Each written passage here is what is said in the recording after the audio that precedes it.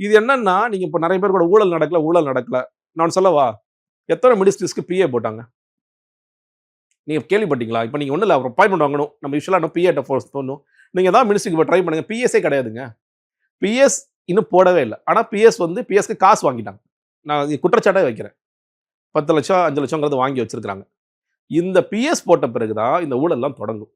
அதற்கு நேரடியா எந்த காலத்திலும் எந்த அமைச்சரும் நேரடியாக போய், "ஏய் எனக்கு காசு குடுப்பான்னு" கேட்கவே மாட்டாங்க.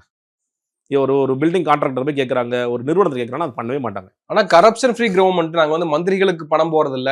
மந்திரிகளுக்கு பணம் போறாதனால பல பணங்கள் வந்து அரசாங்கத்துக்கு வருதுன்னுலாம் பலரும் சொல்றதெல்லாம் பார்க்கிறோம். நான் வந்து எத்தனையோ பேட்டிகள் விஜய் அவர்கள் குறித்து விமர்சனம் பண்ணி தான் பேசியிருக்கேன். ஆனா எந்த இடத்துலயும் விஜய் அவர்கள் இந்த ஊழல்ல ஈடுபட நான் சொன்னதே கிடையாது. புஷியானந்த ஊழல் ஈடுபட நான் மறுபடியும் சொல்றேன். அவர் வந்து கட்சி பொறுப்பா இருக்கலாம், எல்லாத்துலயும் பொறுப்பா இருக்கலாம்.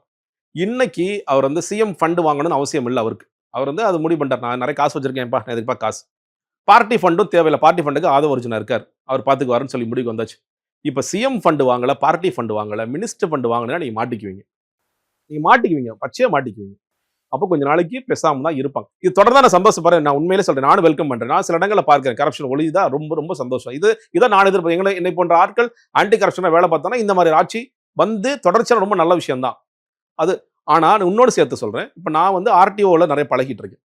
நான் என்னங்க மாறிடுச்சா? மாறி இருக்கேன். என்ன மாறி இருக்குன்னா பயந்து காசு வாங்குறோம். மிக குறிப்பாக வெள்ளிக்கிழமையில ஆர்டிஓஸ் யாரும் ஆபீஸ்க்கு வர்றதில்ல. ஏங்க வெள்ளிக்கிழமை ஜெயிலுக்கு போனா சனிக்கிழமை ஞாயிறு பெயில் கிடைக்காதுன்னு.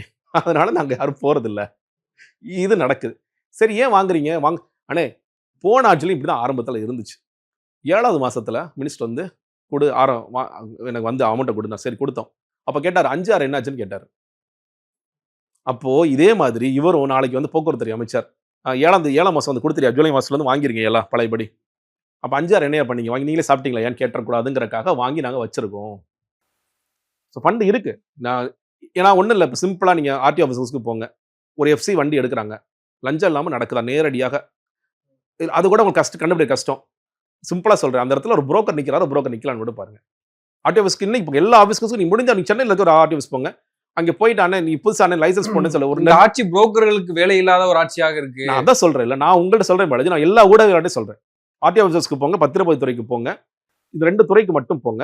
போற வழியில இருக்கிற ஒரு ஆஃபீஸ் கூட போங்க. அங்க போயிட்டு சார் எனக்கு ஒரு வேலை நடக்கணும்னு சொல்லும்போது ஒரு 4 புரோக்கர் ஓடி வராம இருந்தாங்கன்னா நான் சொல்றேன். அப்பா இது லஞ்சமே இருக்காதுப்பான்னு சொல்லி சொல்றேன். நீங்க அங்க இருக்கிற இப்போ அருண் ஐபிஎஸ் வந்த பிறகு பத்திரப்பதிவு துறையில நீங்க நிறைய பேரை பிடிச்சாங்க. 40 பேர்ல எஃப்ஐஆர் போட்டாங்க. அதுவே வந்து பெரிய சாதனைன்னு சொல்லி சொன்னாங்க. போன வாரம் ஆர்டிஓல ரைடு நடத்துறாங்க. ஆனா யார் மேல எஃப்ஐஆர் போடல. இது என்ன மாற்றம்?